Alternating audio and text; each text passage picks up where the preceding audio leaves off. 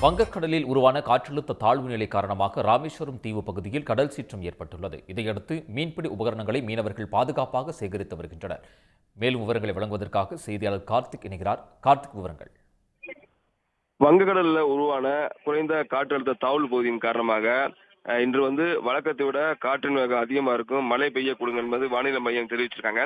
இதன் காரணமா பாத்தீங்கன்னா ராமநாதபுரம் மாவட்டமான ராமேஸ்வரம், கோதண்டராமர் கோயில், தனுஷ்கோடி, பாமன் உள்ளிட்ட பகுதியில் பாத்தீங்கன்னா கடல் மிகுந்த சீற்றத்துடன் காணப்படுகிறது. இதன் காரணமாக நாட்டுப்படகு மீனவர்கள் யாரும் மீன்பிடிக்க கடலுக்கு செல்லவில்லை. அது மட்டும் இல்லாமல் நாட்டுப்படகு மீனவர்கள் தங்கள் படகை பத்திரமாக பாதுகாப்பாக நிறுத்தி வைத்து வராங்க. அது மட்டும் இல்லாமல் நாட்டுப்படகு மீனவர்கள் தங்கள் அந்த மீன்பிடி உபகரணங்களை பாதுகாத்து வராங்க. தொடர்ச்சியா பாத்தீங்கன்னா இந்த தற்பொழுது பாத்தீங்கன்னா தனுஷ்கோடி உள்ளிட்ட பகுதியில் காற்றின் அதிகமாக காணப்படுகிறது. அதே போல கடல் சீற்றத்துடன் காணப்படுகிறது. கார்த்திக், தகவல்களுக்கு நன்றி. நன்றி.